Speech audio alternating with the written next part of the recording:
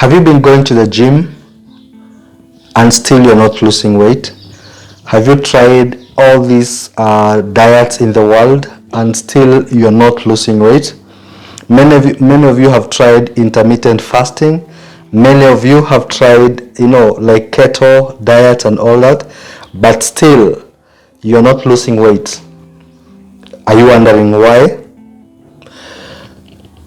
Let me break it down according to me and my experience and the clients I have dealt with.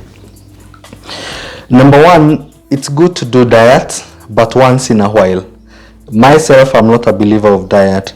Second, I really want you to try do something that you can, something that is long term, something you can do for a very, very long time. Because when you go to extreme crazy diets, are they sustainable over a long period of time? Or will you just do for a month and you're out of it? Will you do it for only 2 or 3 weeks and you cannot sustain it for long? And that's why now the issue of sustainability comes into play. Many go to the gym, you work extremely hard. Many work out from home. Yeah.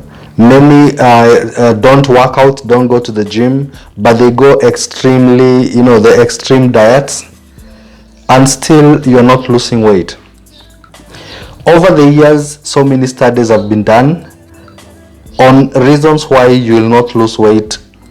Yes, you might lose weight doing crazy diets, but in the long run, when you stop doing those diets, the weight comes back, and it comes back plus reserve. So you look bigger than you were before.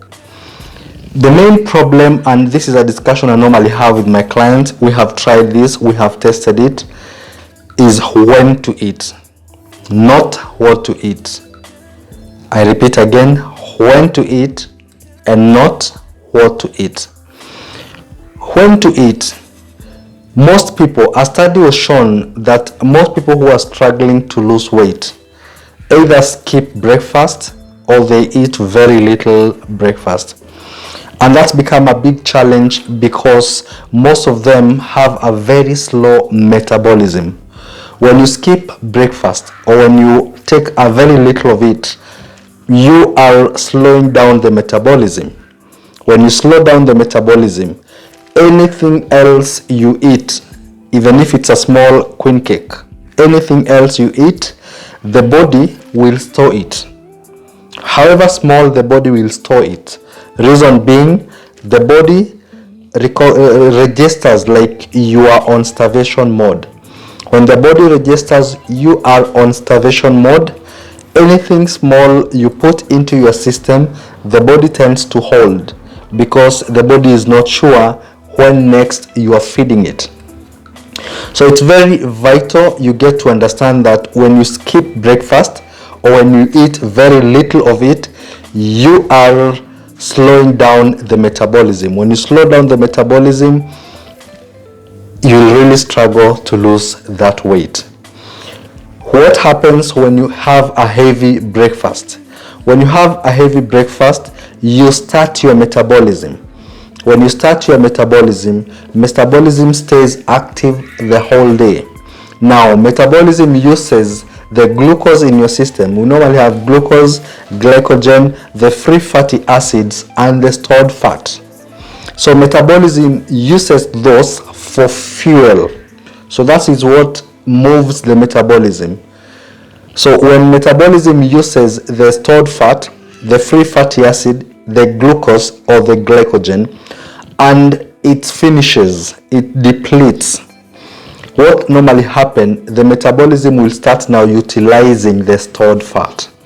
If it uses the glucose and the glycogen and it finishes, since your metabolism is still very, very active again, it will start now sapping or tapping into the stored fat, whether it's stored immediately like over a couple of months or a couple of years. So until you get to a point where the metabolism is not utilizing the free fatty acid, and now it's now utilizing the stored fat in your body for fuel, it's hard for you to see noticeable change on your body. It's important to note that. And the good thing is we always have Google, and Google can be your friend if you make it your friend. Be checking, be finding out on all this. So I stick to what I normally tell my clients: breakfast like a king. I mean heavy breakfast. You lunch like a queen. Queen are always, choosy and, eating almost everything in small portions. But you dinner like a beggar, or like a pauper, someone who doesn't have. So there is no need of you having a heavy meal at night, because anyway you are going to sleep. When you have a heavy meal, say around 8 p.m. and you sleep by 9:30 or 8:30 p.m., you will not have utilized those calories. So what happens? Those calories will be stored as fat in your system. So slowly you are getting fat in your sleep. And that's why we encourage people, if you have to have dinner and a bit of carbohydrates are involved, have your dinner a bit early, like 6 p.m. when you sleep at 9.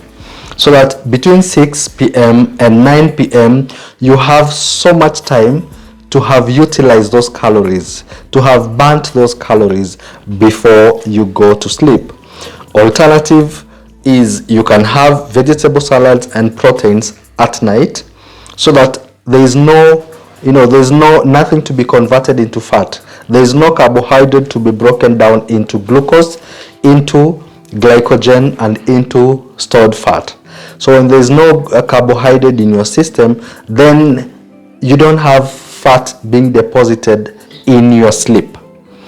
So that's clear.